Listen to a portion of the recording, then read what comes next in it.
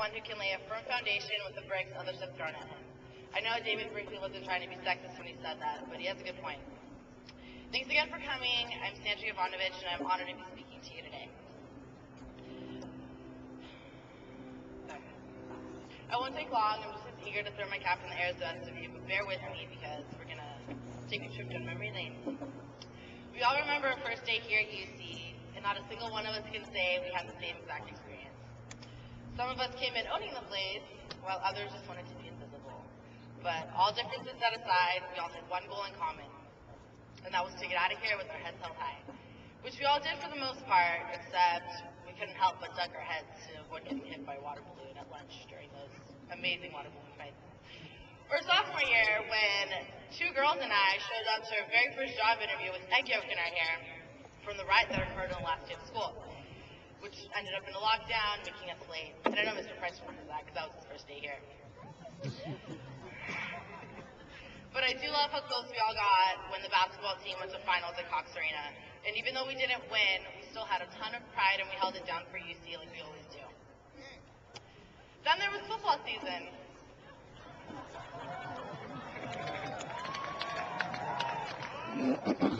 Even though they couldn't do it, our Powder Puff team, we put a beat down on La Jolla.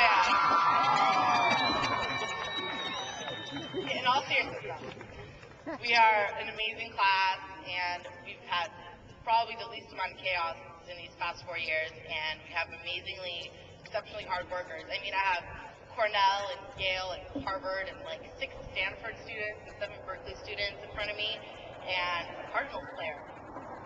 So, hey. But I'm especially excited for all the future plastic surgeons sitting in front of me, because you know some of us will be calling you prior to our 20-year reunion. Wow, we finally made it, and after 12 years of growing up in schools, we can finally begin living. These next 4 or 5 years are crucial to all of us, and I know none of us are going to let them go to waste. Before we move on to the real world, we have to be humble and thank everyone who has helped us get here. So thank you, Mom and Dad, and brother and sister. Thank you, Papa. And of course, our amazing teachers who have at times taken on the role of our personal shrinks and listened to way too many problems they didn't want to hear. And of course, for pushing us as hard as they have to make us succeed. And all of our friends who have been here this entire time. From this point forward, if we haven't already, we have to learn to be independent and do things for ourselves. Bill Cosby once said, "I don't know the key to success, but the key to failure is trying to please everybody." This funny man knows what he's talking about, because if we went on in life doing like we were told, like when we were in elementary school, we would not be making much progress now, would we? We need to branch out in order to become great. No one has ever been recognized for following all the rules, and even though UC was very structured and we had to follow all the rules, it has managed to give us a foundation to move on and create our own structure of living and leading us in the pursuit to become very, very successful people and to make a much needed difference in this world. From our first day at UC, we looked at these seniors like godlike creatures who walked around owning this place, to today, where we are those gods and goddesses, because we do own the place. You know, we have finally arrived, and I'm so excited. And in a few months, we'll be those little freshmen again. But if UC has taught us one thing, it's that none of that matters. And you only live once, but if you do it right, once is enough. So live it up and follow your heart. Thank you.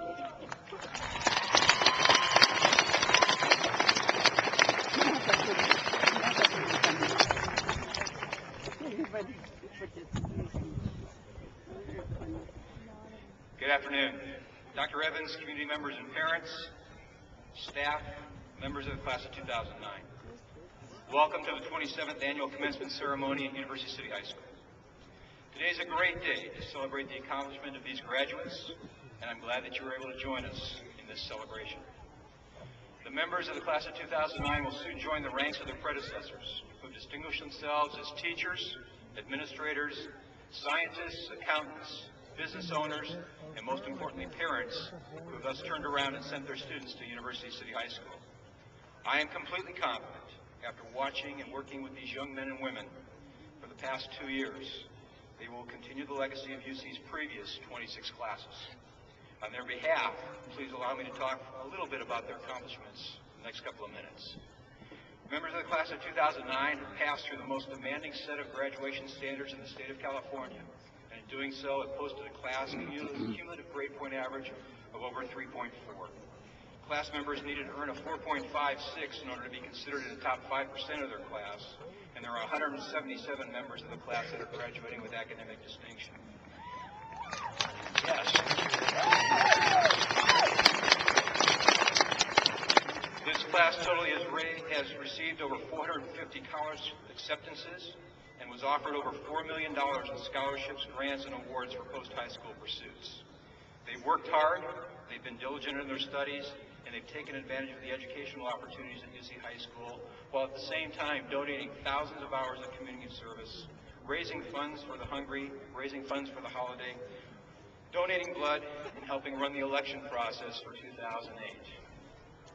These graduates are entering a world that continues to change, evolve, and present great challenges and opportunities to those who demonstrate creative thinking, diligence, the ability to work hard as well as smart, and the desire to make their world a better place for all concerned.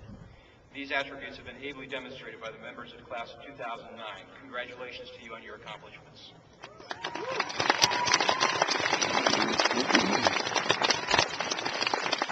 To the members of the class of 2009, I want to leave you with 3 short thoughts to carry with you into your post-high school world. First, and you've heard it from both of our speakers today, take some time today, over the weekend, in the next couple of